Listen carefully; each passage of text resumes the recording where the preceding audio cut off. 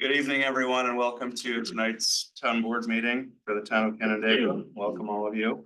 At this time, I'll declare the meeting call the meeting to order.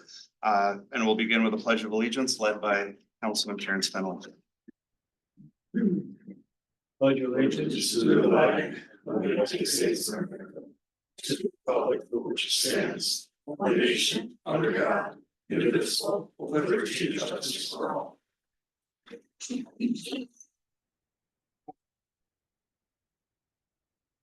All right, Jared, can you confirm that the meeting was properly advertised? Yes, it was. All right, would you call the roll, please?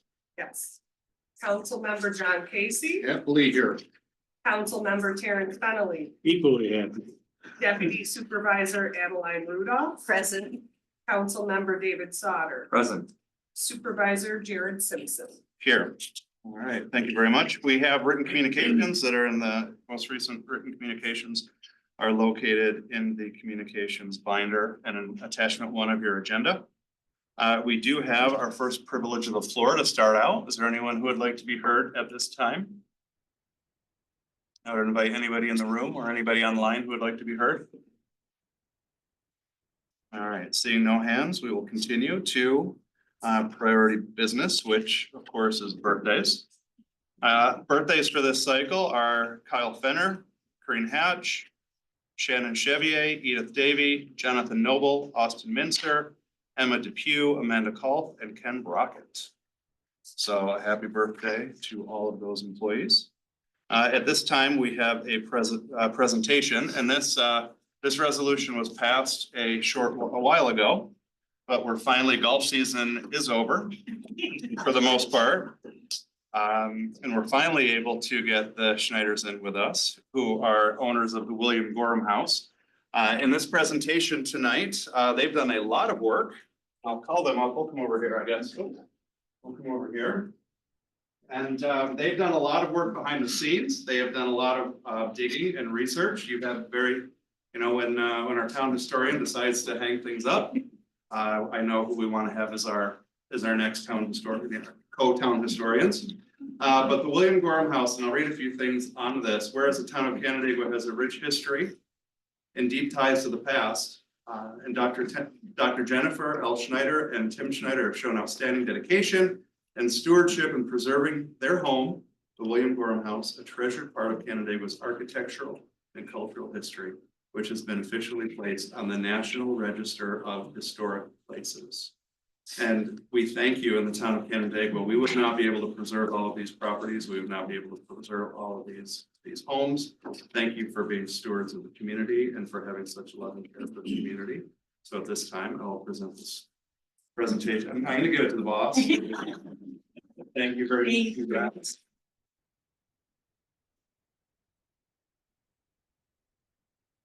We would like to recognize everyone that helped put this application together and made this success, including everyone here and the town that supported this application.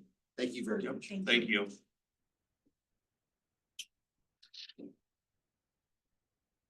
All right, we do have a continued public hearing. The conditional approval of incentive zoning for Uptown Landing. As this continued public hearing is continued, we don't need to declare a new one open. So at this time, if there's anybody who would like to be heard as part of the Uptown Landing public hearing, they're invited to come forward.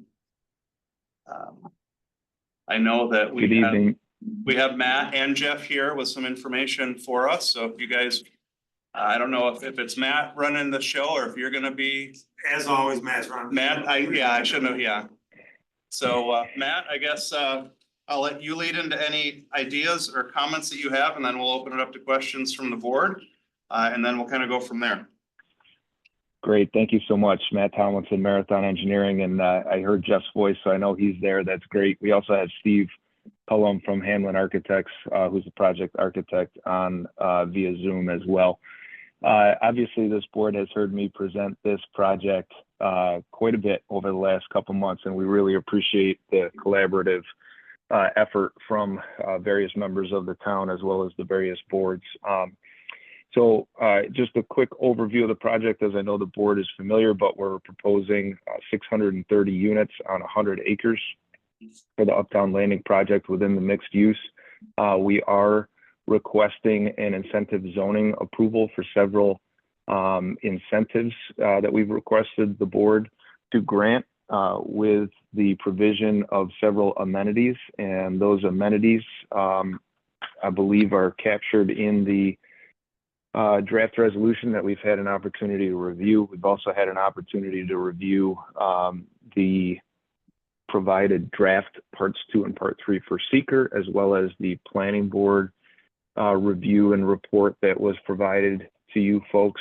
Since we were last before you, we did receive, I believe, the comments from county planning, which did not have anything substantive as it related to the impacts of the project that we were made aware of.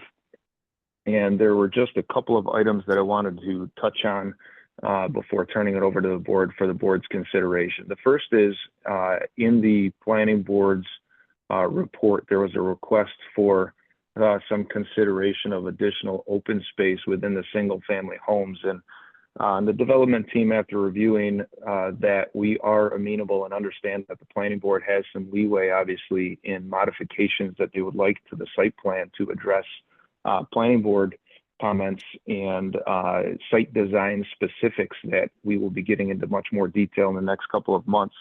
So what we'd like to request the town board's consideration is that the language of the resolution be such that it preserves the 630 units overall that we're asking for, but with the understanding that we may move a few units into the mixed use building, for example, to preserve that total number of units if we have to lose or move around some of the townhome and single family or apartment units as a whole in order to satisfy some of the planning board comments that we anticipate. So that's the first one.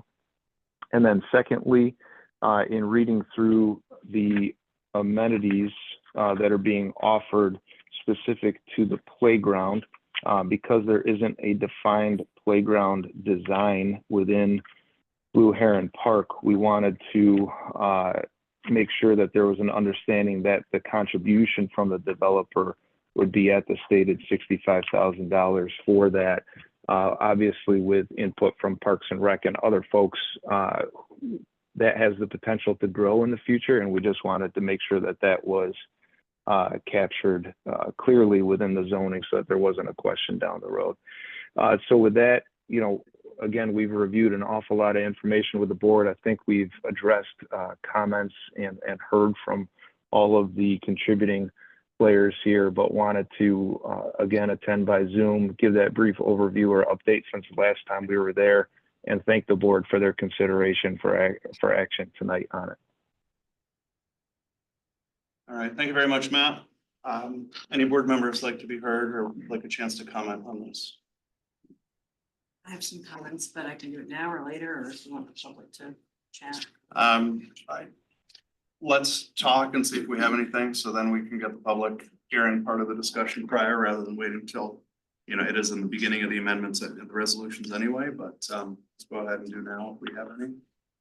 Okay, I think I've made it clear that I support the project as a whole. I'm glad to hear your noting of some of the comments. I just wanted to also bring up a couple more comments that I noticed from both the Ag Committee and the County Planning Board, which had indicated concern about a vegetative buffer between the development and the agriculture areas to the north, and the impact that could have on agricultural activities.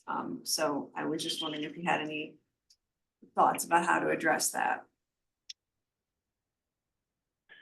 Matt, I'm standing up. Yeah, Matt, he's standing up and wants you to go. Either one, you're welcome to. Go for Matt. We do anticipate that the single home builder will be supplementing or providing some plantings along the edge there as part of, as they sell those.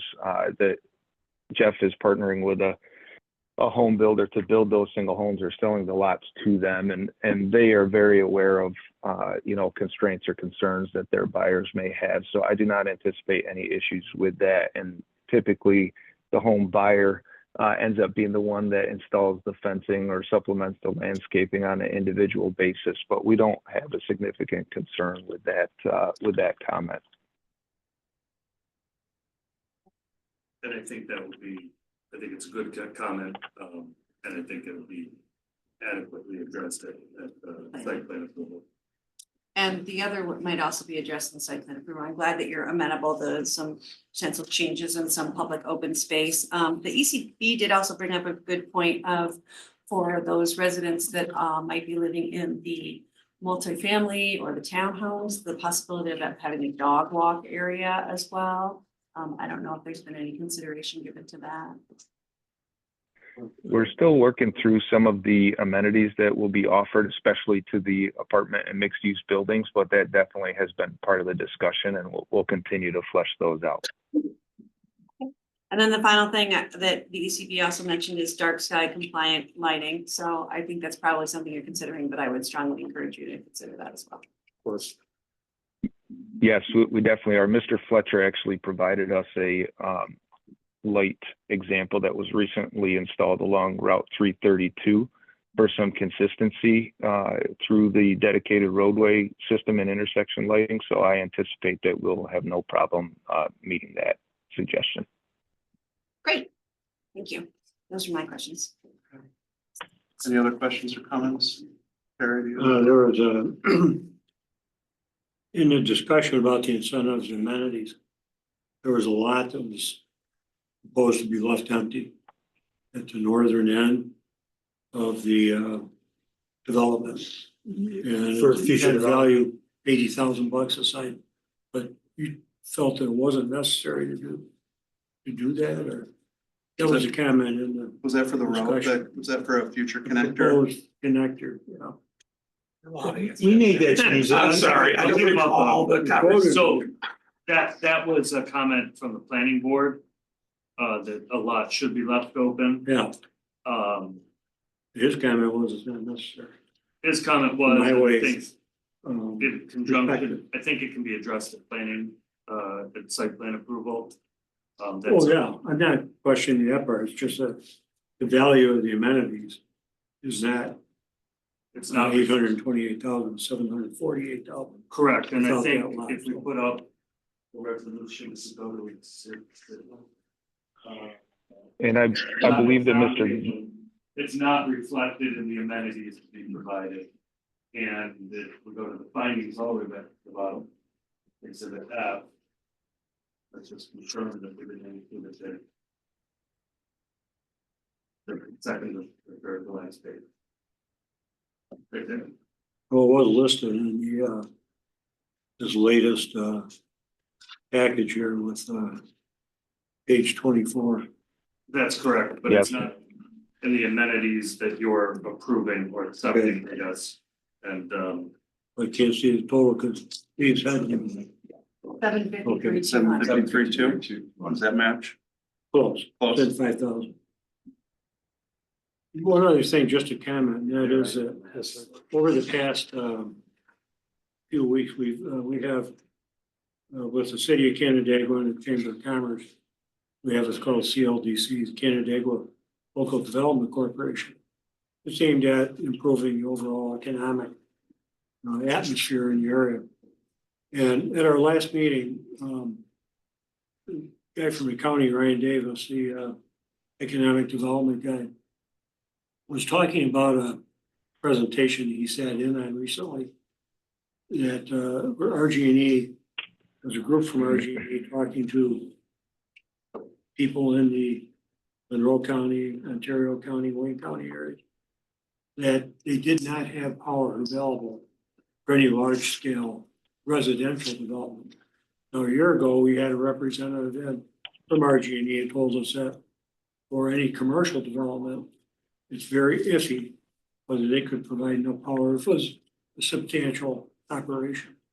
I was just curious if you've had anything from RG&E that put a limit what you're able to do? Or are you getting encouragement from them to proceed? It certainly hasn't been encouraging. We're just trying to get our load sheets in and get our will serve letters as soon as possible from RG&E. some of it, I think they're trying to just to limit things going forward. We know that the governor wants to reduce gas usage and increase electric usage, so I'm not sure how that's gonna play out. But we just want to get our applications in as soon as possible. Well, it was interesting because the marketing guy last year from RG&E said, no problem with residential. The group that this fellow was telling us about, this group of engineers that do the actual layout and the distribution of power, saying that there are real limits. Well, don't look for anything from us, so. I mean, it's a very confusing situation at best. So I was just curious whether there's any, No, something we're certainly thinking about it and talking about it every day, so. no, okay, Jeff, there's currently some state grants available for alternative energy sources. If you're considering anything geothermal or anything like that, there's some really significant state Okay. grants open right now to developers that are building homes. Okay. So might be worth checking into. Good, okay, we will, thank you. you did have one other thing, and that is conversation you and I had, Chad, about extending the sidewalk. Have you had any discussions at all with Mr. Cook or the Marathon about the, The extension all the way to 28. you know, you had, That was when we were initially meeting about what we were gonna go back to the amenities. And so, I don't know what the conversation was. I don't think we put it in there for. It's not in there. I don't think it was. I At think least the last time we talked about it. Yeah. I think the math works out without it in there. So. Cause if, Yeah, and if I could, the piece of sidewalk that was added was the 415 feet along the school district property between our development and the park to provide that link out to 332. Is that what you were talking about? What you were talking about? Well, we were filling that in the discussion where we were gonna potentially try to go all the way to 28. Yeah. But I think it was the cost and the math and all that not. yeah, the problem is with that, I mean, based on, cause from the beginning, you guys, Marathon's been very upfront, Jeff's been very upfront with what that amenity amount, that ballpark. So if we did want to require that, then it might strip back some of the others on that amount, and that, because it's that 750-ish ballpark from day one, from the very beginning. That's kind of where that ballpark was. Just curious. Anything else? John, did you have anything? I don't. Okay. Other than I support the project, I think the community is asking for it, and I look forward to voting on it on the incentives this evening. Talk about some of the changes. Yeah, I do have a couple things. So, I have no problem with the lots, and I know we had discussed this. Yep. With the lots moving to the mixed use area to keep your numbers Yep. kind of to create that open green space. Change the 91 to Yeah. 5, yep. To allow for some of that. If one question I did have, and it's the same one I brought up to you earlier, the cap on the $65,000 towards parks.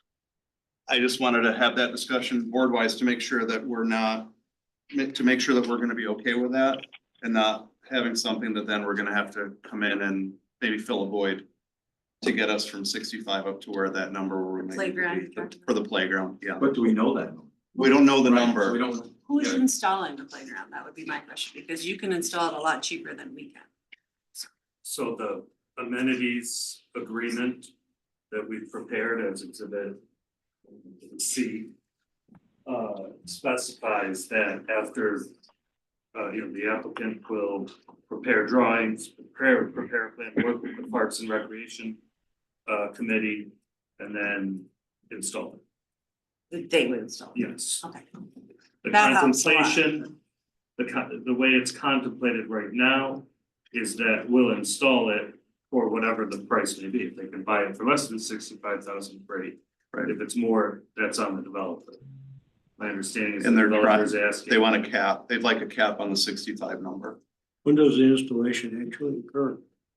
it has, all amenities will have to be completed and accepted by the town prior to the issuance of any certificates of occupancy. So the developer can be building, for example, an apartment building, and at the same time installing sidewalk around Parkside Drive and playground equipment. But they have to get the sidewalks installed, park amenities completed before they can use the apartment building for occupancy. So I just wanted to, everybody's, as long as they're, I'm okay with the 65. I just wanted to make sure others are okay.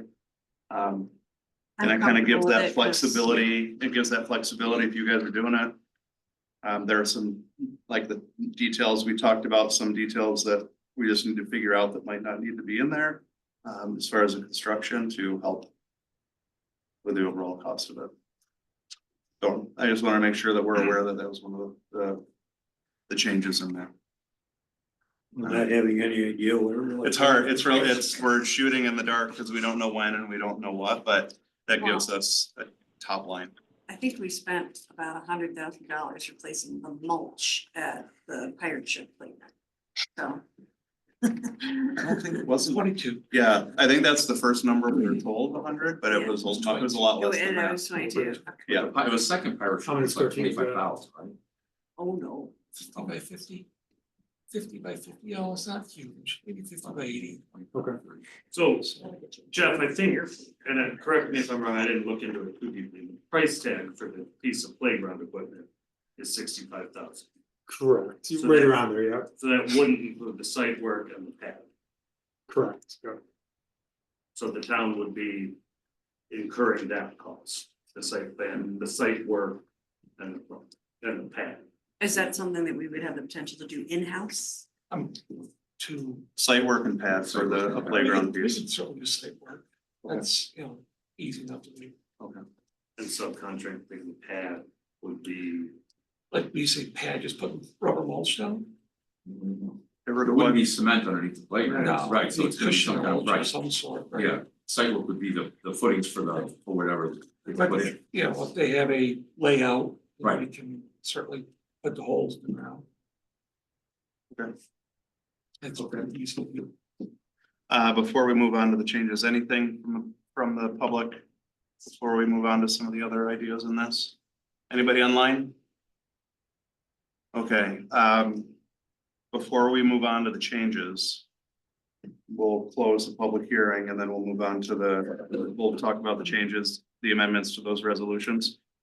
Is that correct, Mr. Nadler? that's correct. Okay, so if there's no disagreement, I will declare this public hearing closed at this time. I don't even need a gavel.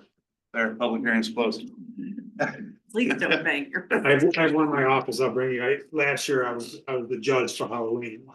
So I will bring it to you next. I want a time. big rubber one. A big rubber one. Okay, so thank you very much. Thank you. And we'll, the good news is for you guys is when we get into our motions, we'll get right into that. Okay, we have a second public hearing for tonight, which is a new public hearing on the 2025 preliminary budget of the town of Canandaigua, and this is attachment 2 in the online in the agenda. At this time, I declare the public hearing open and invite anybody who would like to be heard at this time to come forward. Is there anybody in the audience who would like to be heard at this time? Is there anybody online who would like to be heard at this time?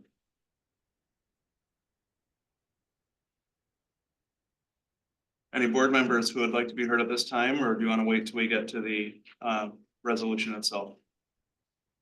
Because we will have to make, what's that? Oh, Okay, all right, so one last time, is there anybody else, anyone who would like to be heard in the audience? Whether in the room or online? All right, this time I declare the public hearing for the 2025 preliminary budget closed. Our reports of department heads and officials, highway and water, Jim. I included my report for this month, this we were talking about sidewalks, I spoke with representatives of DeMarco, and they're gonna probably get those sidewalks we've been asking for here shortly. The next couple weeks, they should be going, and that's one of the goals that we asked them to do. Me along. Along Carrollton, make that connection, so. That they're gonna do earlier than Yeah, what they're supposed earlier to. and Later, so. Awesome. So that's a bit of, good news for sidewalks, that goes for us, so. Are they doing 5 foot? I say minimum's 5, maybe 6. I know it's 5 coming out, I'm not, well, look at what was approved, I say at least 5. Just didn't know if you were talking. Thanks. So, All right, thank you, and thanks for working on that with them. Assessor, I do not see Michelle online, am I correct? All right, nor do I see our historian. Town clerk, Nope. Ms. Outhouse, anything? Nothing? All right. Planner, we have our planner right here. Do you have anything, Sarah? I did submit a report. I'm sorry, I wrote it like weeks ago and I can't remember. I'm sure it was worth reading. All good things. All right, any questions for Sarah? Okay. I see HR and Parks online. Lindsay, do you have anything for us? Hi, I do. I actually want to recognize Boy Scout Troop number 32 out of St. John's Church for doing a scout project and installing a Gaga pit over at Old Brookside Park for everyone there to use. Within like the first day, there were over 20 kids in there. I also am on one of their Facebook groups for that community and they were super excited. I heard the kids are using it nonstop. So just a really great addition. And I just really wanted to thank the Boy Scout Troop number 32 and our own town employee, Jeremy Niffen, for he is one of the volunteers for the Boy Scouts and really helped bring this thing together. So I just wanted to shout out some recognition to them. That's fantastic. And that's something that they have been asking for quite a while. So thank you very much. May I say something? Yes. Hey, Lindsay, I would love it if they could consider doing a Gaga pit at Ononda sometime. Yes, we are actually looking at doing that potentially if all things work out for the spring of 2025. Great. All right, anything else? I mean, there's always so much going on, but that was the most exciting piece for this month. All right, thank you so much. Supervisor, deputy supervisor, financial reports are in the agenda. I do have a few things to share and I'm not a Yankees fan, so I apologize to anybody who might be a Yankees fan in here. Sorry. Okay, I'm gonna take it short because I do not want to make, I don't want to make Sue mad at me. First of all, I would like to announce and congratulate Deputy Supervisor Rudolph. This past week at the Board of Supervisors meeting, Adeline was appointed to the position of Republican Elections Commissioner for Ontario County, which is fantastic for her and it's an excellent opportunity, but it means that she will be leaving the board as of 12/31/24. So we will definitely miss her. She will begin her new role January 25. In this role, she'll be an advocate for the residents of Ontario County and a primary point of contact for people within the county, helping them through the voting and the election process. And I'm excited for her to be able to bring that same attention to detail there that she has here and that focus on constituent services. Since the question will probably arise at this point, it is not our intention to fill that seat with an appointment. The natural election cycle will roll into next year. So that new person who fills that vacancy will be able to run for the upcoming year. All right, so thank you very much, Adeline, and congratulations for this new opportunity for you.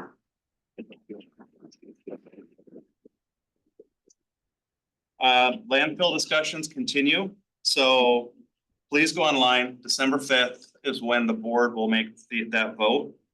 Please send any information that you have, and regardless of direction that the board takes, the county board, whether to leave it open in some capacity or move to a different direction, it's going to take us 3 years to really implement that change. So we need input. I've heard from about 3 people so far within the town, and that's it.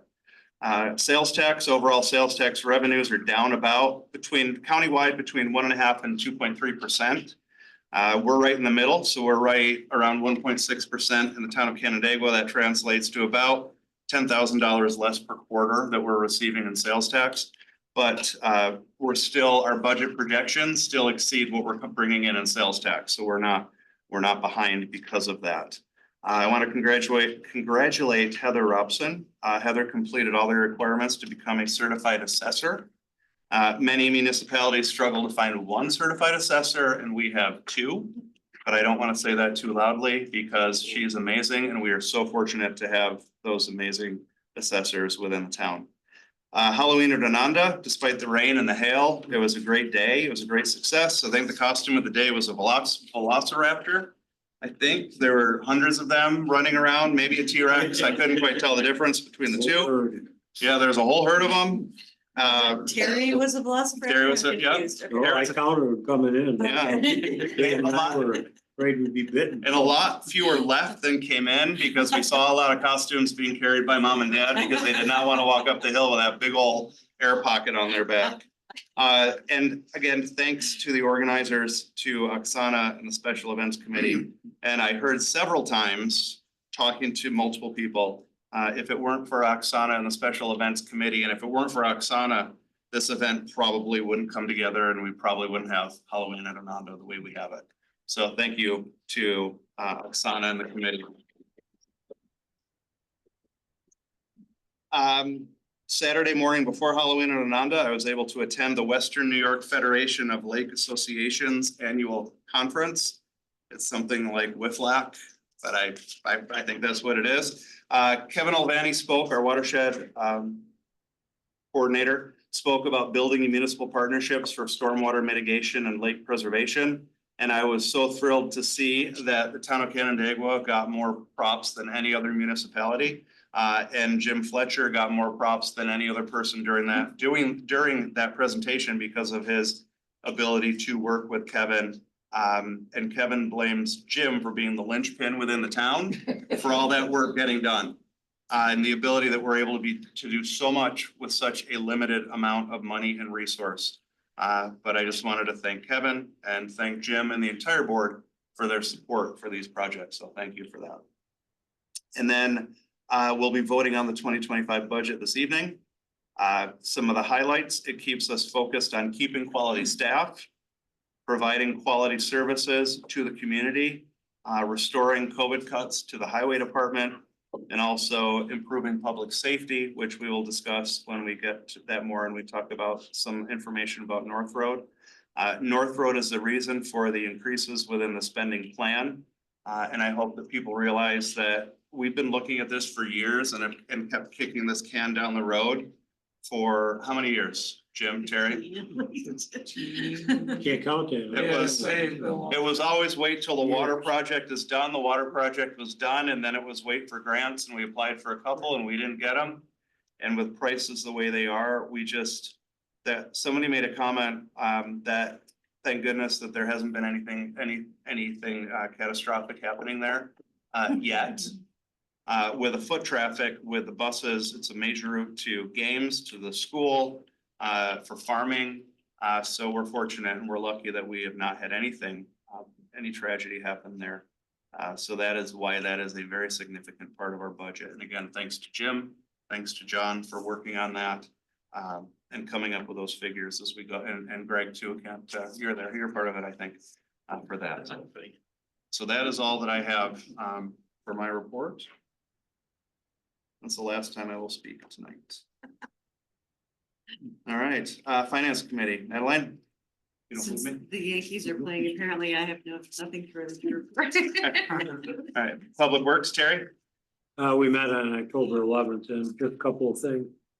So we did talk extensively about the landfill. We had Carla Jordan and Caitlin McCumsky, they used to work with Jim here, come in and give us an overview of the latest report that was put together with ideas on how to move forward, which from what you said would be determined on December 5th. Can't wait. That's another one that's been kicked down the road for a lot of years, so whichever way it goes, it'll be, at least we'll have direction. Yes. So that's good.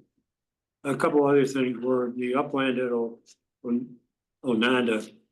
We have a plan to install more cabins, do a lot of work there to make it more user friendly, create some more parking lots and, the only thing we're lacking is enough money to do it. So just typical for a lot of projects, but we at least have a few things we outlined that are under our control that we'll be able to do.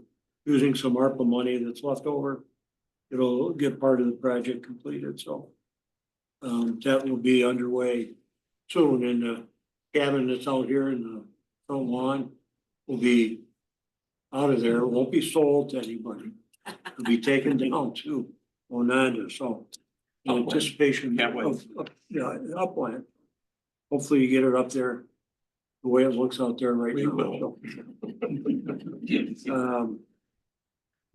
Well, North Road, Jared just discussed that, and we'll have a little more discussion, I think, about that a little bit later, but project has been a number of years in coming. And it's really aimed at safety. And kids walking along in the road to get to school, not a good thing. This project, while it's expensive, $6 million, it is something that will be accomplished over the next couple of years and produce a much safer route for kids and people who use North Road. And for the people who live along there, it'll be quite a boon for them. So that's it. All right, thank you so much.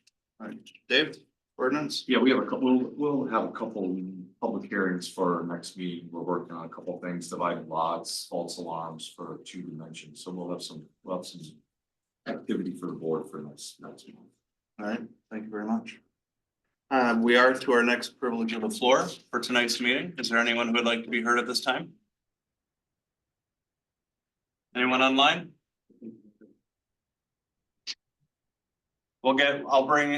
I was gonna bring you up when we got to the resolution, or do you want to come up right now? Why don't you come up now, Donna, if you want to? Okay. Okay. Yeah, let's do that. That's perfect. Good evening. My name is Donna West, and I'm the location coordinator again this year for Reach Across America.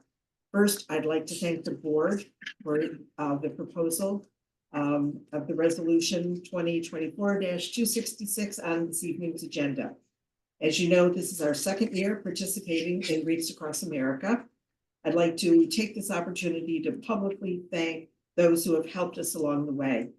You, the board, we have really appreciate all your support and efforts.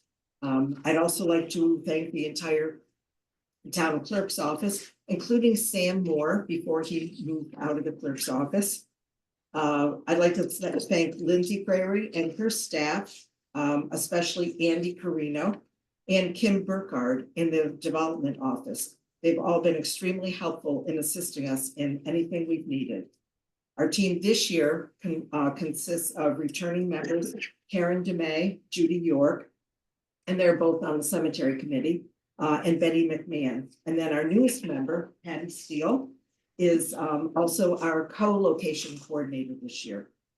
So we've handed out information to all of you tonight. And if you have any questions, don't hesitate to let us know. We encourage you to consider sponsoring a wreath for one of our veterans at either Academy or HUN by going to the Wreaths Across America website. Because you want to make sure that when you donate, that you see the words wreathsacrossamerica.org and then / either NY-HUN or NYACAD. But that's in the information that you have. So at HUN, there are 15 veterans. At Academy, there are 48 veterans plus the Civil War monument. So we have a total of 64 wreaths that we'll be placing. So, and due to the really generous wreath donations we received last year, we were also able to place a wreath on the signpost at 5 of the other town-owned cemeteries: Cooley, Lucas, New Michigan, Tilton, Root Remington, and Sand Hill. So thank you again. We hope to see you at one of our ceremonies on Saturday, December 14th at 12 noon. All right, thank you so much. Thanks for all your work with that. And I've already looked, and Donna promised that Saturday, the 14th would be 55 and sunny. Just like last year. That'd be perfect. Just like last year, 55 and sunny. Yeah, Just in right, case, exactly. all right. It must have been at a different cemetery than I was at last. That's right, 'cause you were, But- that's right, you were the canopy. Yeah, Thanks, everybody. It was See you guys. windy, I guess. it was a little bit One cool. was windy. But still not. All right, moving forward. We have our continuing resolutions and motions. And resolution number 242A, seeker determination of non-significance for the Uptown Landing Incentive Zoning Project. Second. Moved and seconded. Any discussion on this one? All in favor? No, wait. Oh, wait, we don't need this is seeker. So at the end of last week, the developer provided some additional information to MRB Group. It was sent out to you, that caused MRB Group to have to decide to revise some of their materials. The narrative, the seeker narrative was revised, just a couple lines. And the part two form, seeker part two form was revised. It's in. It could be up there, but it's in your emails. That's what you sent today, right? No, interesting, yeah. Um, It's also attachment 5 soon.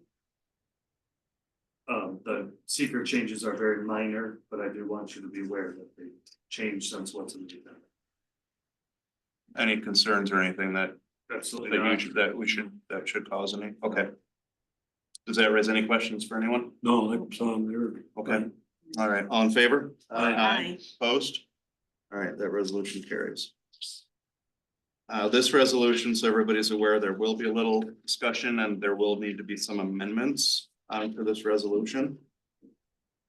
So first I will open this. So resolution number 243, conditional approval of incentive zoning for Uptown Landing. So moved. Okay, moved by Adeline and Dave, second by Dave.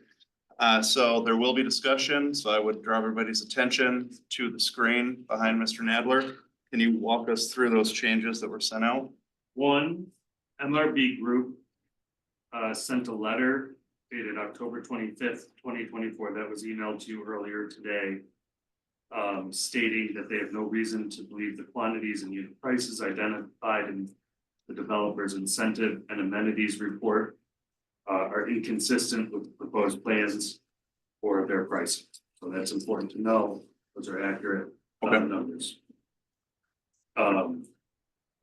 We've revised two conditions, and the developer realized they could fit, instead of 91 apartment units in the 4-story mixed-use building, they could fit 105.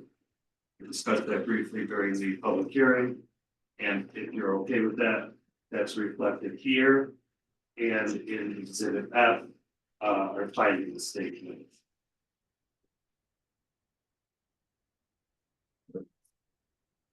Two, if we go up to Exhibit, right there, B. Sorry.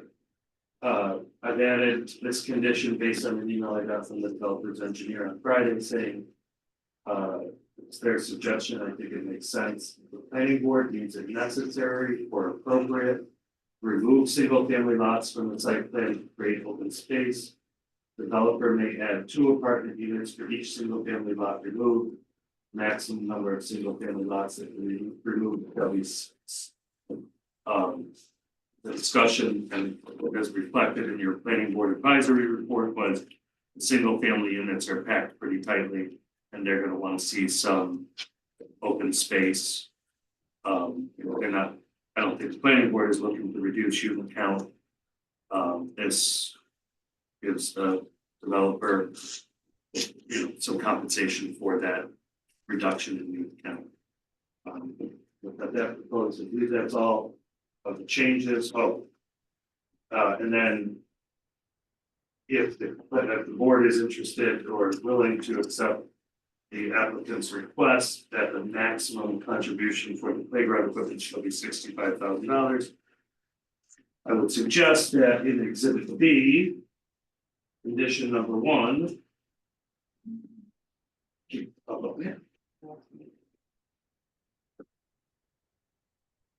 At the end of that paragraph.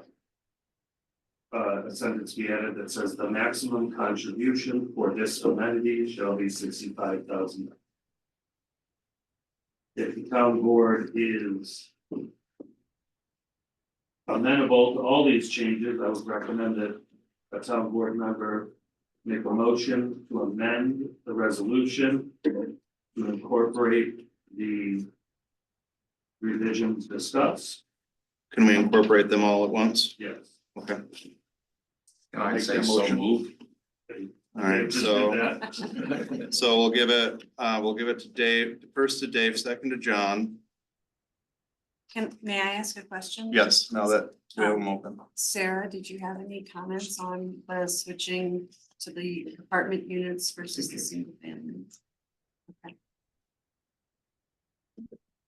Okay, so any other comment on the amendments?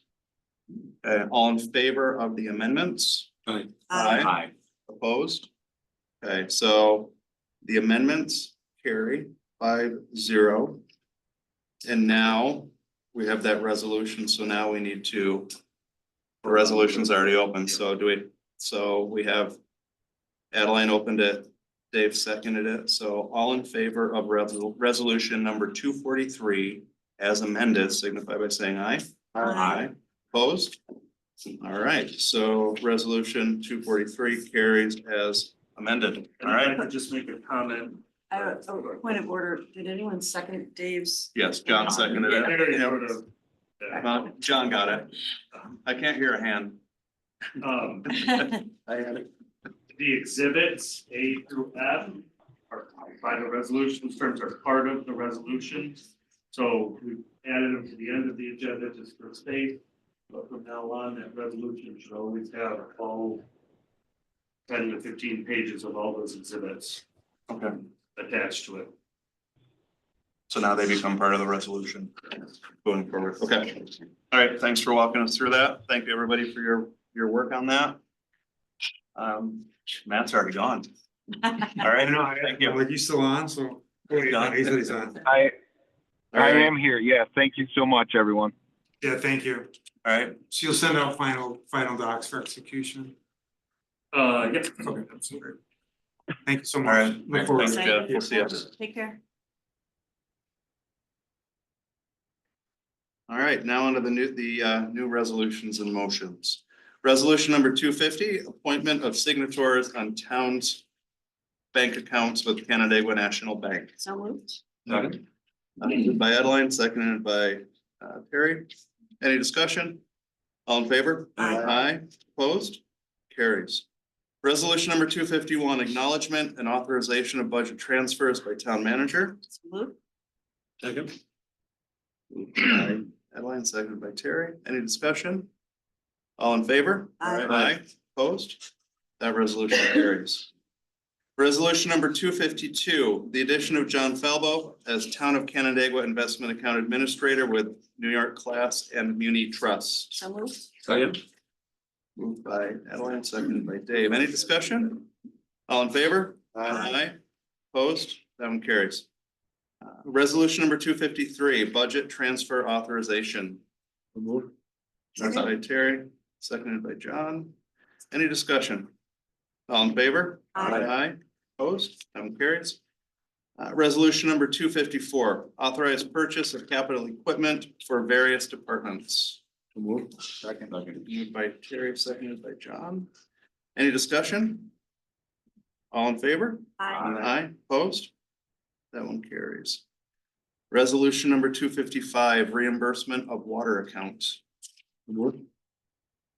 Second. Moved by Terry, seconded by Dave. Any discussion? All in favor? Aye. Opposed? That resolution carries. Resolution number 256, the Town of Canandaigua, Ananda Park Uplands Area Improvements Project and Seeker Type 1 Action, intent to be lead agency. So moved. Second. Moved by Adeline, seconded by Dave. Any discussion?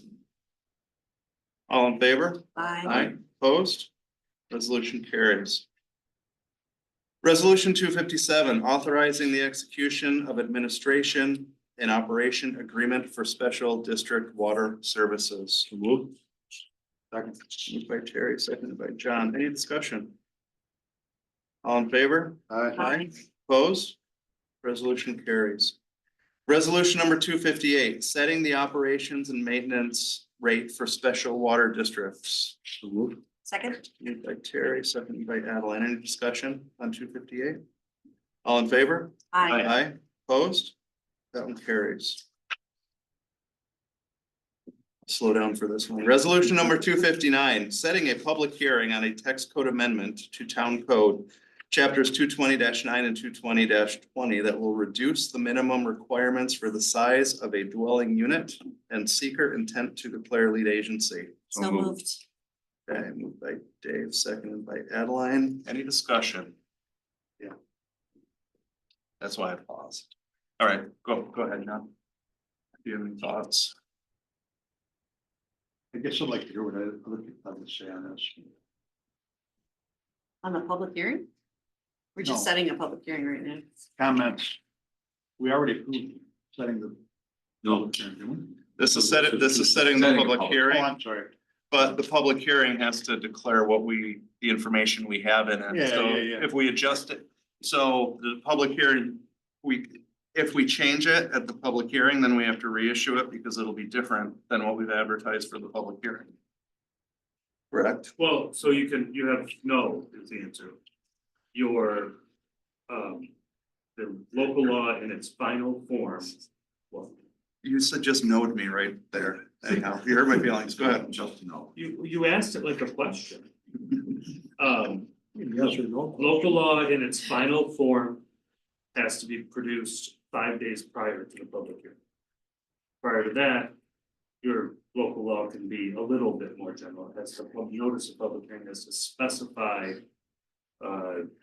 what you're doing to the extent that it will inform members of the public who want to make comment.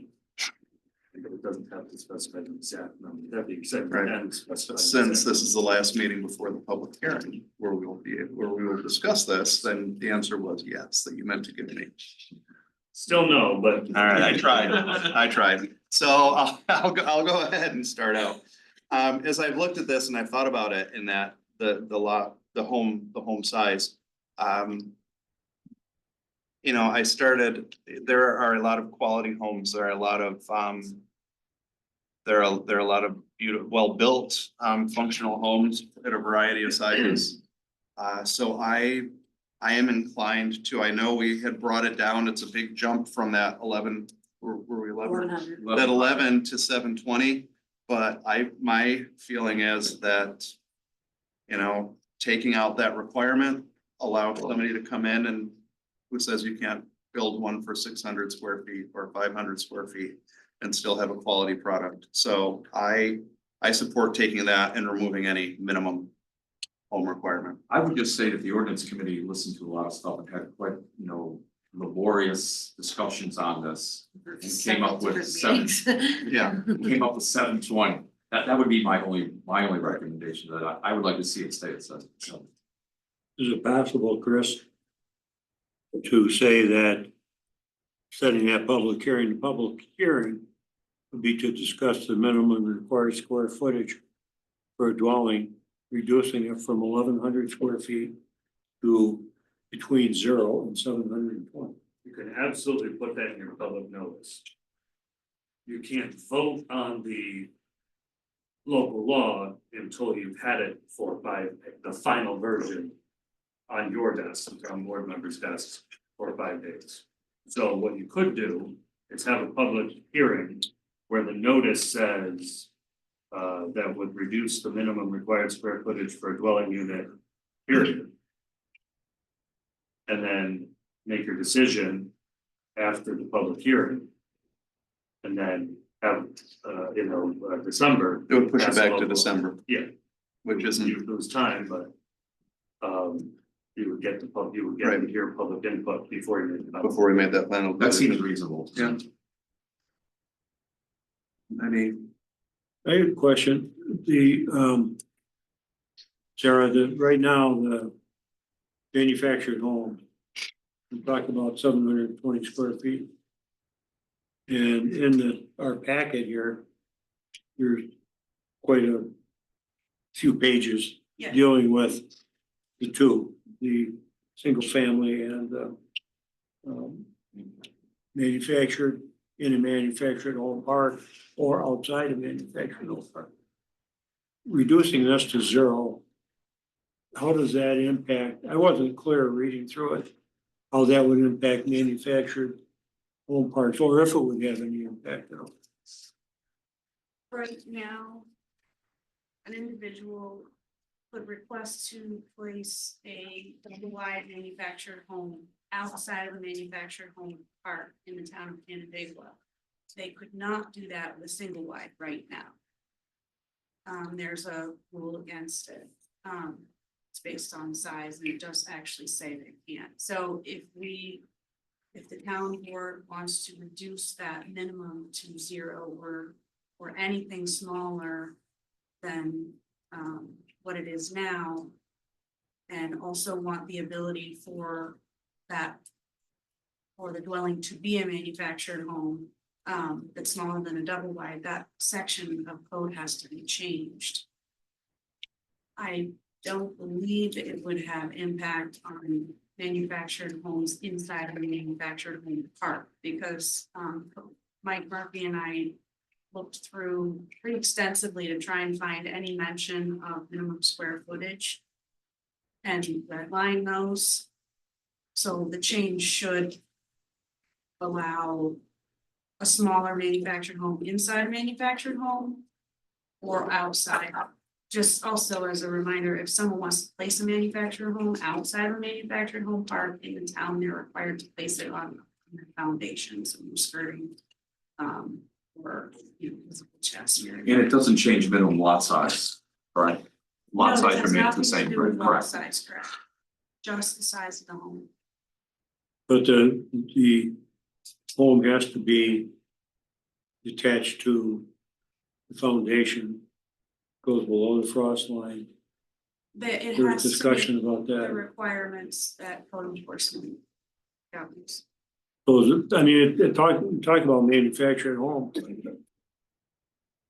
It's not, it doesn't roll out stick built, 400 square foot home. I mean, somebody took them in and hammer and nails and put together so is it possible for somebody to buy a tow behind 25 feet long, 10 feet wide, if it was a 0, put in a foundation and then take that and bolt it to that foundation? They would have to meet New York State Fire and Safety Code for homes. Do those tow behind meet those codes?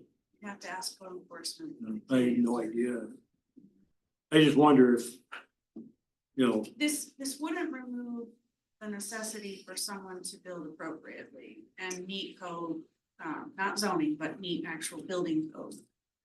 That would still hold. There are standards for smaller homes. When I talked to our code enforcement office, he seemed pretty confident that we can still review and those homes would be safe. I mean, they still have to meet all that. It's only zoning. I don't know those answers, but I'm sure we can find an answer for you from Mike Murphy. Would this have any effect on an apartment building? There were notes in it talking about at the 720, it was adjusting the size of the unit. There were unit specifications. Whereas the minimum size was larger than 720, we brought it down to 720. So what if it were 0? We removed the minimum. Oh. Yeah, No, I mean, if from an apartment standpoint. I think our draft. So it's the catchment 10. So they could be smaller than. Yeah, so they would have to still just meet, you know, building code requirements for minimum size for them, for people to inhabit. Dave, if it was at the Sarah, can you repeat what you just said to Dave for John about dropping it down to 0? I think, and I don't have it in front of me, but I think if the minimum was going to be, you know, no minimum, I think we just removed language that talked about minimum size. Well, and I'm looking at it. But did that answer the question about apartments? Yes, I believe it removed it for everything. If it would, just. Yeah, so apartments should be less than 720 as well. I mean, if that, yeah, if that's. Currently, studio apartments can be 450, one bedrooms can be 550, two bedrooms can be 700 square feet. And three bedrooms can be 800 square feet. And I think your local law. Switch to that all to 720. Switch that up, yeah. Or So if we started take, at 720, we take this to zero, then you just get rid of that section. They Get rid of just, that whole section. yeah, so they you build just, Whatever you want. they Well, cut out well, the they still section have that to said minimum habitable floor area per dwelling unit shall be townhouse, 3 bedroom, 1,000 square feet, townhouse, 2 bedroom, 850. They just cut it off. But It's they'd gone. still have to meet uniform building code for an apartment. And you'd have to have your apartment that would hold, you'd have to meet the square footage for a bedroom and for everything else that you would need. Or at least like an efficiency apartment. I mean, there's standards in Right. New York State for those sizes. Right. So they still have to meet the other requirements. It's just in New York State. Right.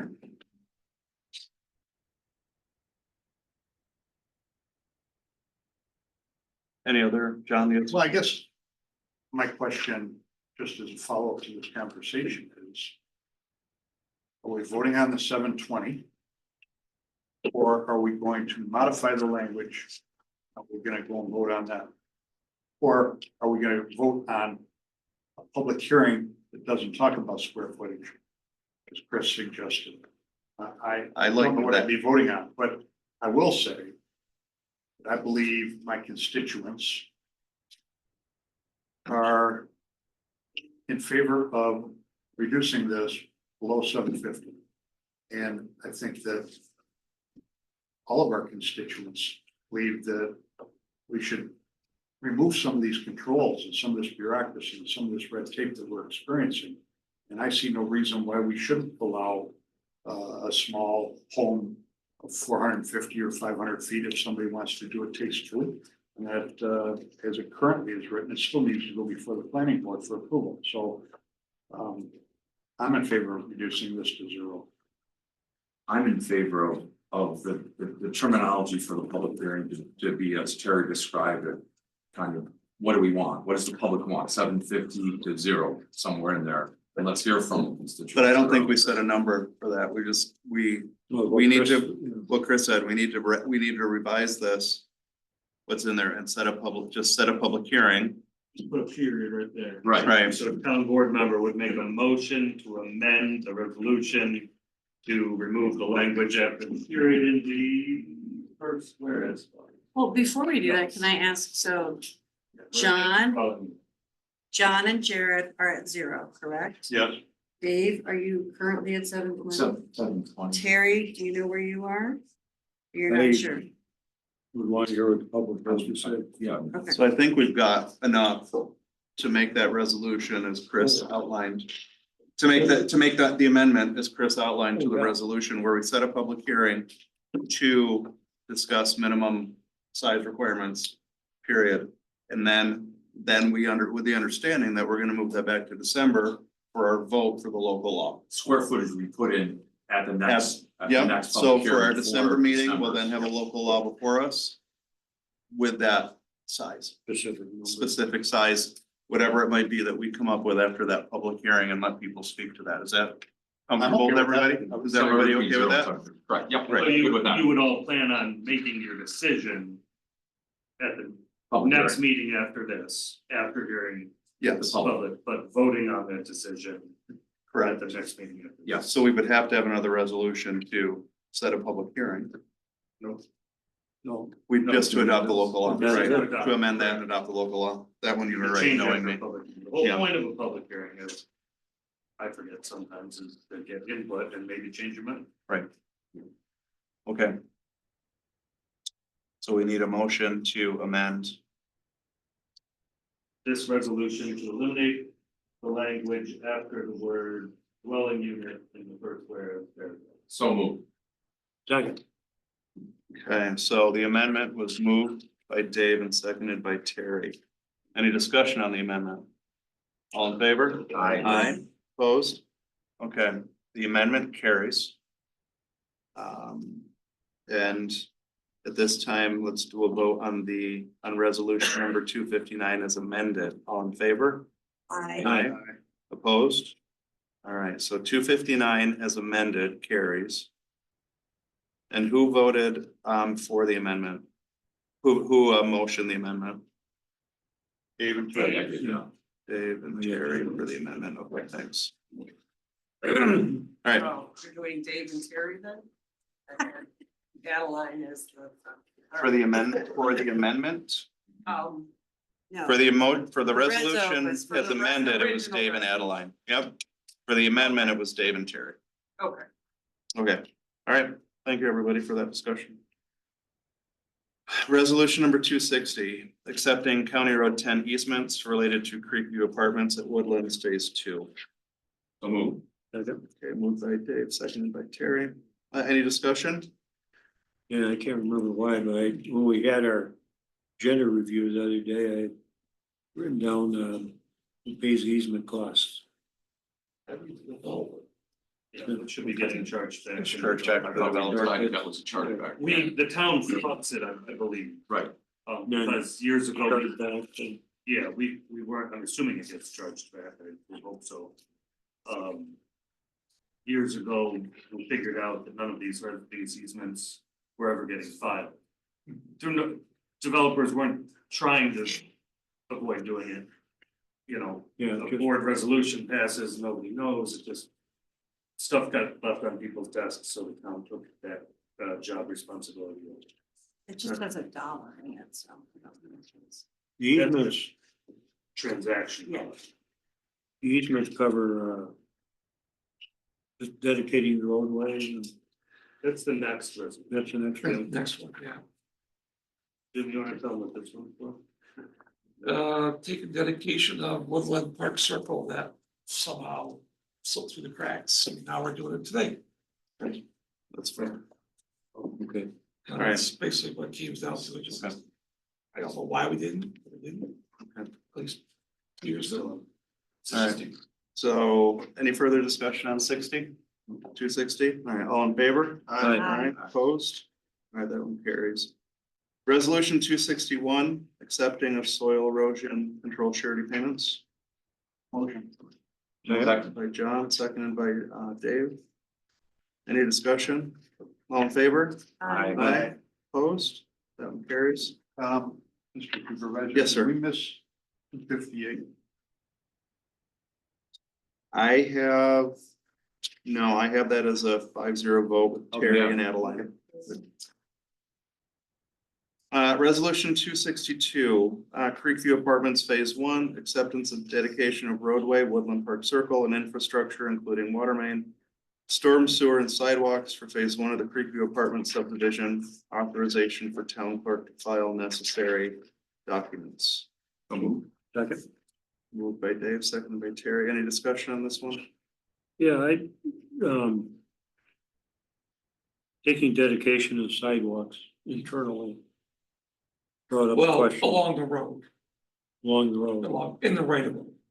Along Okay. the main C So shaped road. once you get off, what's it called Woodland Drive? or- Yeah, and there's a little private Those drives little- off of that, we don't, Don't fly those, no, nor it's trouble with sidewalk. no. But what just brought up in my mind the other day was sidewalks gonna be on County Road 10. Right. Who's gonna plow that in the winter?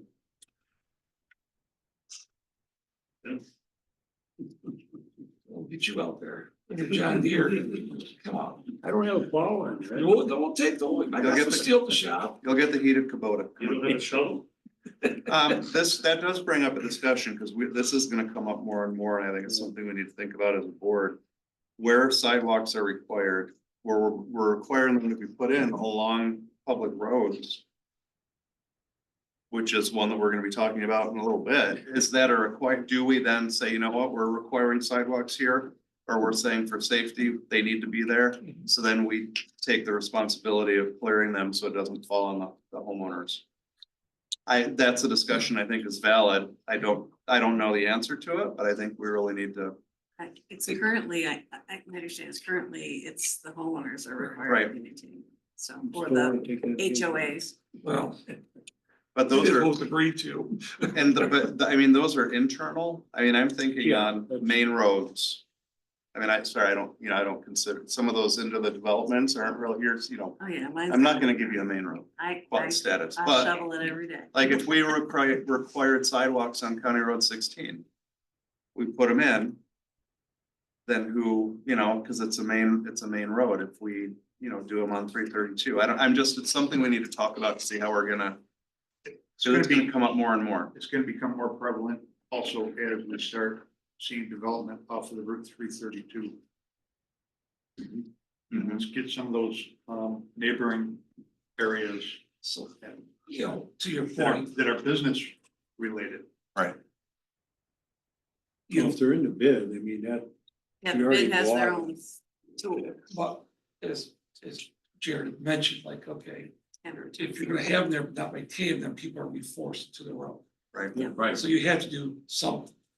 What something is, I don't know, well, but we have to you, do something. you But we've create a got North sidewalk Road district. coming, we've got County Road 10 coming, those are all things that are, I mean, I think, I agree with Jared, we have to have some kind of policy on this, we have to, get together and decide what we're gonna do. I don't, you know what I mean, I don't think we can just leave that to chance. Whether it's us with the quota. I do have it brings up another question though. I live in an HOA with sidewalks, that the HOA is supposed to be maintaining. But are they intended to have an HOA for the Cook properties? No is the answer. Yeah.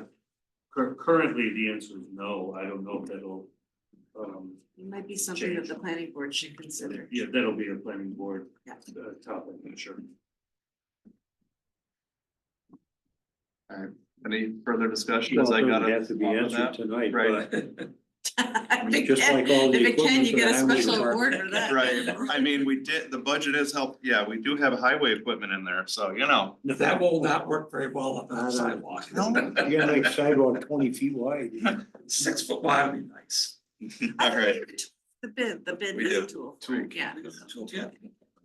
all right, so let's go ahead and vote on this one, because we won't solve this tonight unless it snows tomorrow, which I hope it doesn't. So all in favor of 262?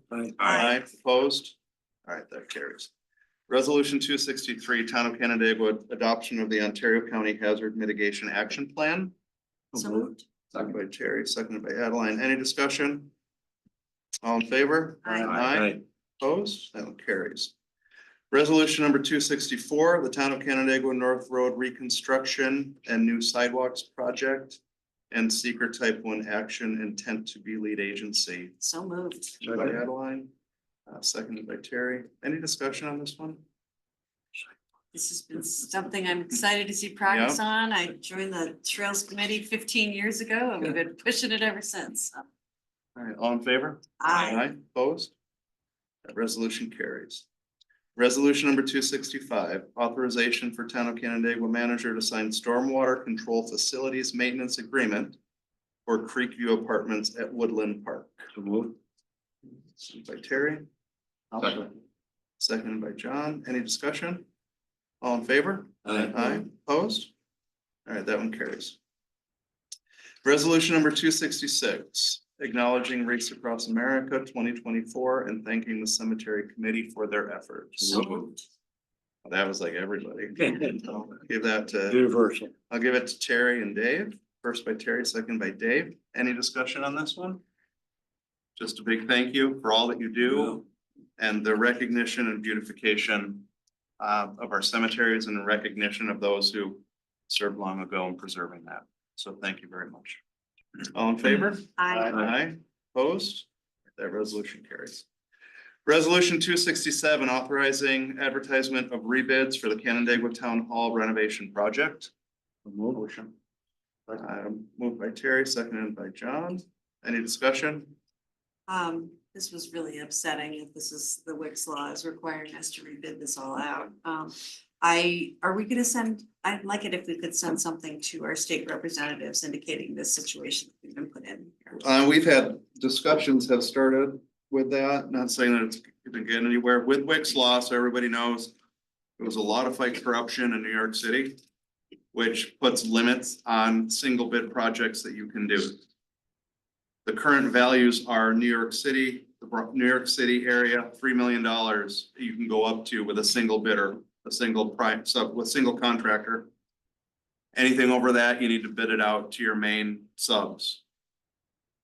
Long Island is 1.5 million. Everywhere else in New York State, it's 500,000.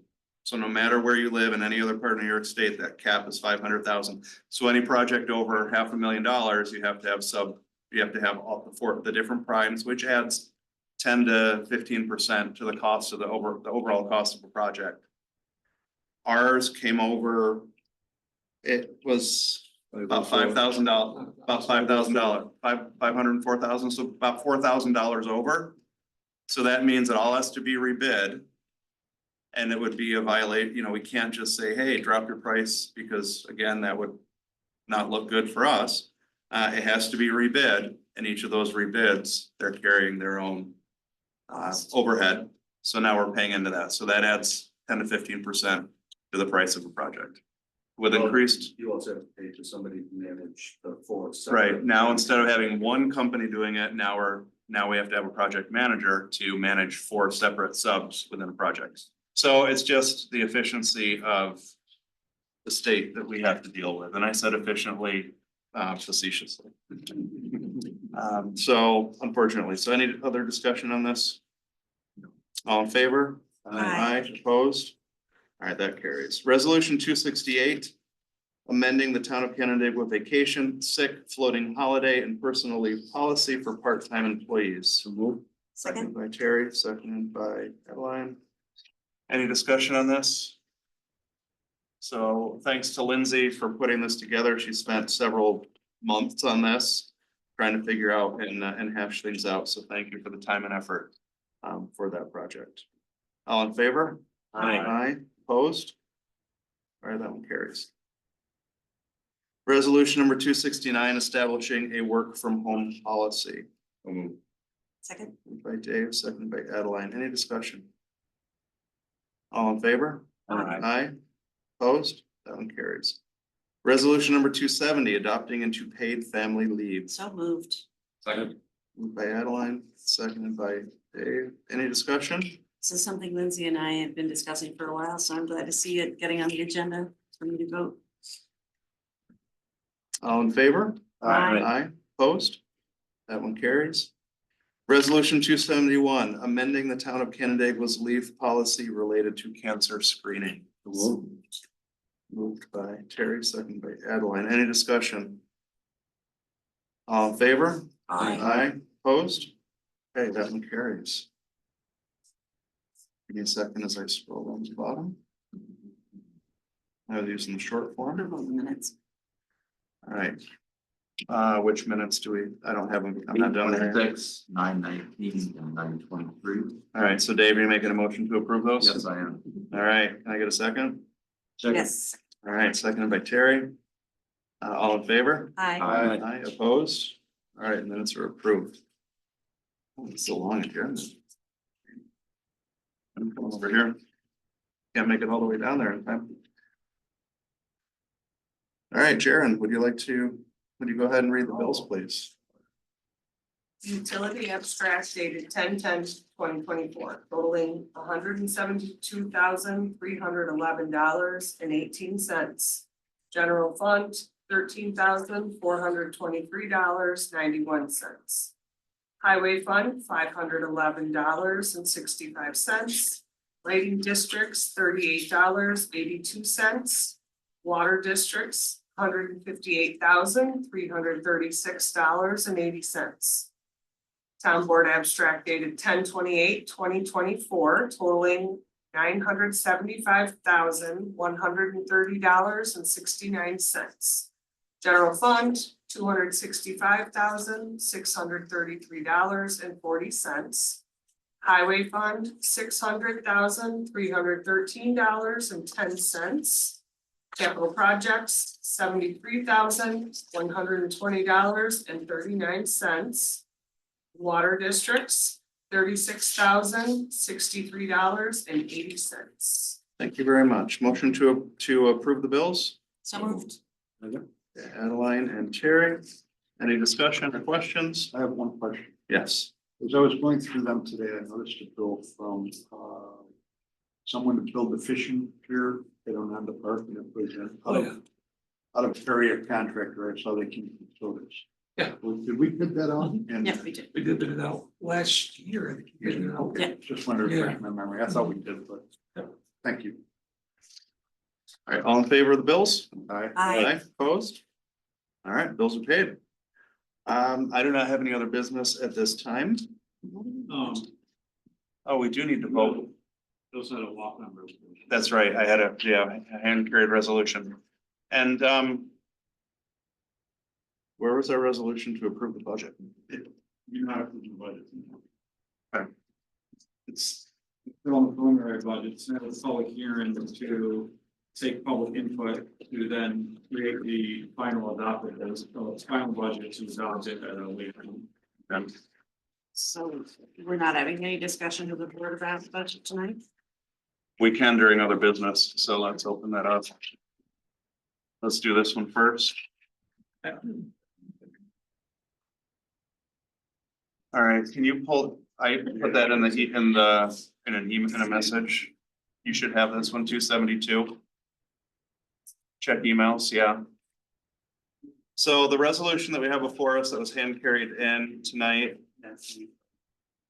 is the designation of Modern Bank, Five Star Bank, Chemung Canal Bank and Trust, Customers Bank, and Community Bank as approved depositories for town officers.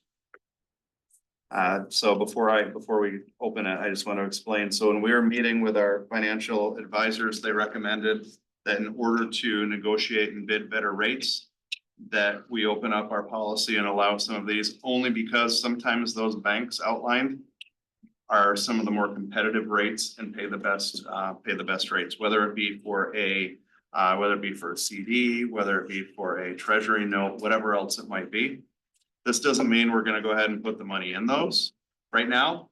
This just means that if we're bidding rates and we have $1 million to invest and we find somebody whose rate's significantly higher, we can jump on it and take advantage of that interest and not have to come to the board. But this was at the request, John and I met with them and Jess was there when we met, and this was their recommendation to include these.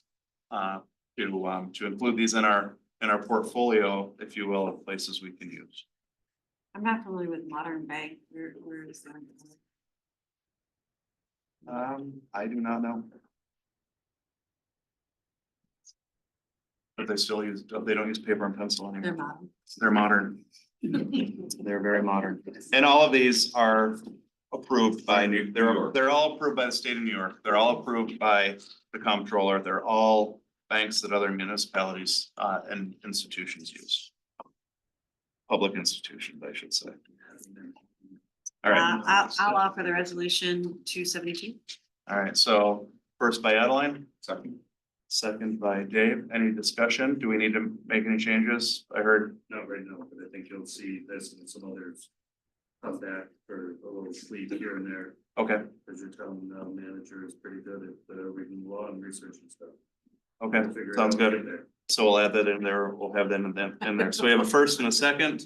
All in favor? Aye. Opposed? Okay, so 272 carries. For other business for tonight, we did have the public hearing on the budget. Any discussion or comments or questions from board members about changes to make before we come back and vote on the final budget? I do have one comment. I would still like our judges' salaries to be adjusted up from where they are currently reflected at the 76,000 to the $84,000 level was requested for the 2024 budget, which is much lower than the 96,000 that was requested for the 2025 budget. So I would still like to see those judges' salaries higher than they're currently are indicated for the budget. So are you making a motion to Yes, I'm making a adjust motion those? to adjust it up to 84. 84,000? Is there a second? Second. Okay, so we have a first and a second. So all in favor of adjusting the judge's salary? Discussion. Any discussion on that? There was a discussion about justification for it. And there is this, an agreement. Kind of a handshake agreement, I guess, not anything that can be used as club. Correct. That is you're 100% correct. The only club that we have is the salary or their budget. And the salary can't be, and it can't be during that time in office. It can't be changed unless, by public hearing and everything else. So really, the only control that we have is effectively their budget that they have to work with. So there is no, it's because they're elected officials, just, we can't dictate their work schedule, their work hours, their work anything. We can have an agreement that we have discussed to try to improve court functions and try to open court more nights and to have more opportunity. But there's no recourse if that were not to happen. Well, that's the issue I have. But they did have willingness to be having more court hours. We could go into executive session after and discuss a little bit more in detail. If you would like. Well, we gotta make a decision. Yeah, we do have to make that, but it was presented to our agreement and we discussed it, and then it was presented in writing. And I did not get any feedback from our agreement that was presented to them in writing. So when I put down after what we had talked about and what they had talked about in written form, I have not gotten any feedback from that. Should we have an executive session now? Say that again, please. I'm questioning if we should have an executive session now to clarify this before we vote on. I would want to clarify this. Okay, before I all vote. right, let's clarify. You guys okay with that? Motion to enter executive session by Yeah, Adeline, I make. second by Dave. Executive session. All in favor? Aye. Okay. We'll be in executive session. How long we talk, they leave by attrition. Still shorter than the last time board meeting they had. So. I know. Come on back in. It's kind of ridiculous, because.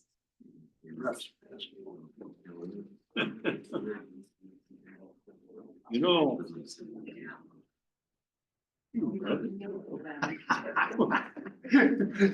Wow, I mean. people stuck around. There are a lot of people who stuck Around. around. She's joining the club too. Matt, you can. We won't take offense if you sign off. Look at Matt, crazy. I think you already did. Yeah, he maybe some. Zooms in your sleep. Wow, Well, I wasn't sure if there's any highlights I should take out for us. you never know. Plenty of highlights. Must be a slow night everywhere else. Okay. All right, so we're back into regular session. We had a motion and a second on the table. At this time, Adeline, I would like to, what is it? Withdraw my motion. Withdraw my motion for an $84,000. okay. So at this time, we don't have any other action to take as far as any further questions or items for the budget. All right, so we don't have any other actions to take. We're not voting on it tonight. We will vote on it at our next, at our meeting in November. So at this time, we do have a privilege of the floor. Is there anyone who would like to be heard at this time? Come on, you're the last brave, you're the brave soul. You sunk it out too. Yeah. That's why we have the earlier privilege. I get that, but this is my first one around, so Fair. I'm not sure how things work, Perfect. so. I'm a resident on North Road, Mark Wing, it's my name. And I don't know if this is the appropriate time to speak into this, but regarding the proposed budget for this project. It's more of a question than anything else. Has there been an impact study or a traffic study on specifically the sidewalk usage or potential usage in this instance? So, well, a traffic study wouldn't necessarily lead us towards the sidewalk. I mean, the road itself is woefully deficient. Correct. Okay, infrastructure, any pipes, we camera those or shot, gutters are shot, roots in the system. The cross culvert by the North Road Church, that's toast. But as far as like, your question is more about the More sidewalk. specifically, the sidewalk, because that kind of encompasses a couple of different issues. What are the issues? Say, what are the? You know, this isn't a This isn't typical, yeah, this isn't typical, but you stayed late, so. And we made the rules, so you got the, yeah. So my, I guess my thing is, I live a couple doors down from the Life Spring Church there. And my office happens to be looking out my front window. So I see foot traffic. I am foot traffic in that particular part of the road. At least probably, I don't know, 325 days of the year. So that sidewalk would be used by me, okay? But I don't see that many other people using or potentially using a sidewalk in that area. Maybe 20 on a summer day. Get into winter, 5. So we're spending it in a, and I don't know how much we're spending because I don't know what the budget is for it, but we're spending a significant amount of money on 20 people to maybe use that. So that's a concern on my part. You know, every dollar counts in this current financial market, shall we say. And like I said, I'm probably going to be one of the primary users of this, but I can't justify, in my mind, spending millions of dollars potentially on a sidewalk and potentially a curbing system to support said whatever. But the road portion, gutter portion, I'm all in for. You know, the infrastructure there, I'm good with, but to spend that much money on a sidewalk that may or may not get used by 20 people makes me scratch my head. Well, the town has a policy wherever we can, want to make a complete street for the community. You know, this is part. I want to speak on behalf of the board, but I think they would agree with me that we want to make this a walkable, bikeable, someone in a wheelchair who can go from the school to Tops, go to school. It's important to get their prescriptions. And I live on 28 Road. And we have several communities over there that could really use a sidewalk because they're in the road. So I think, I'm not trying to speak for the entire board, but I think the opinion is to provide that opportunity for everybody to get from A to B in this neck of the woods. That also ties the city sidewalks now in the North Road, which could also, when we're finished, complete it up to the high school that perhaps we may see more people going through there. I understand what your concern is.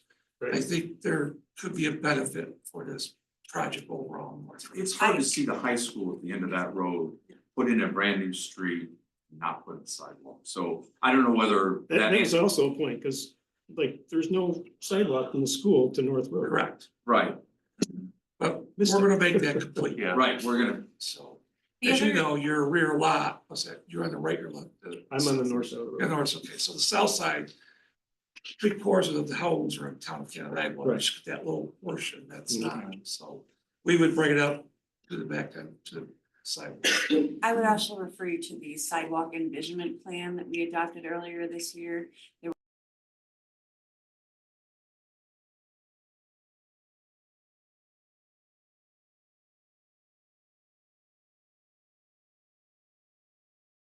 road is an area needing a sidewalk as well.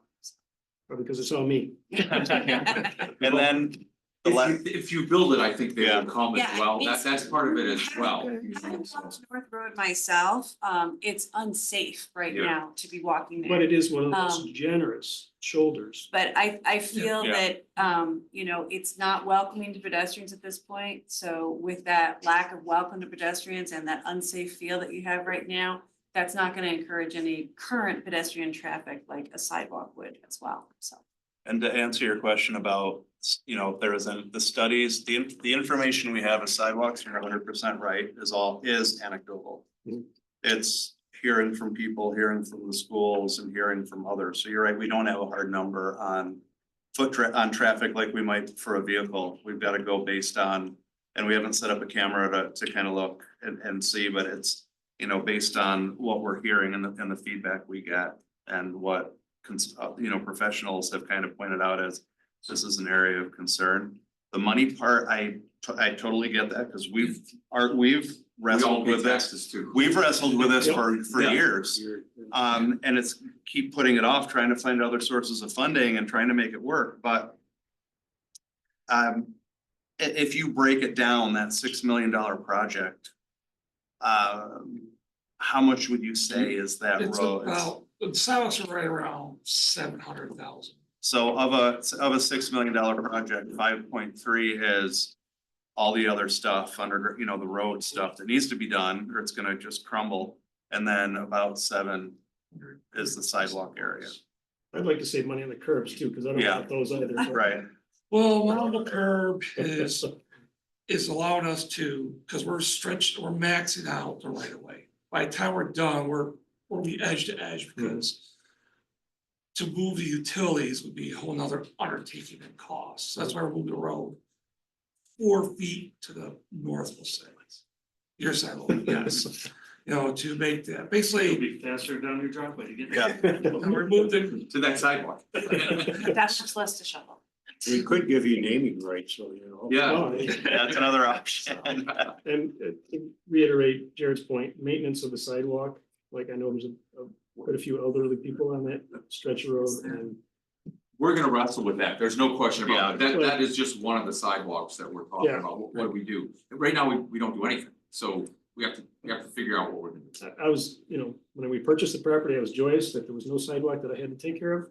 And now if you put one upon my property, then. It would be on the other side, so you wouldn't have to take care of it. I'm thinking about the other people now. We are. And that's, again, that's gonna be a wrestle, and we're gonna have to figure that out. About how to make that plowing work. well, we can put the wing on it, just most people don't like it, but winging into their yard, so. Yeah. So it's We not do what we really, gotta do. um, That's really it. There's gonna be more planning meetings regarding. And so, the budget, we vote on the budget at our November meeting. If the budget passes and we approve it, then yes, we'll go into the planning meetings. Once we know that, yeah, we're gonna move forward with this. This is all preliminary right now. Once we know we're moving forward with it, we'll have community meetings. Like I indicated, we're probably gonna, because people don't check stuff, we'll end up walking on that dangerous road. And give it, you know, make sure each resident has a paper invite to the meeting to get input. We'll have it, you know, maybe at the church or maybe at the high school, someplace convenient, so we can at least get that laid out. As that lays out, there'll be a scope plan, a construction plan, the impact, that will all be presented to you ahead of time, so everybody, that'll all be very transparent. It's just this wasn't a plan a couple months ago, but then for further discussion, it was like, we really need to just bite the bullet. State money's not coming in. We failed on a grant. It didn't come in. So that's why we decided that we had to do it. Thank you. Yeah, thank you for coming in. All that you do too. Yep, thank you. Thanks for waiting. Thanks for paying Thanks for paying attention and waiting so long. Sorry it took so long. We've had worse. Like you said, I could have done it at the beginning. See, now you know for next. All right, is there anyone else who would like to be heard at this time? All right, seeing no hands, I will entertain the motion to adjourn. I will give that to Terry and Dave. And well, I heard Terry out of my left ear, might it sound different, so all in favor? Aye. Aye, opposed? All right, meeting's adjourned. No, I'm talking to everybody. I don't want to keep anybody longer.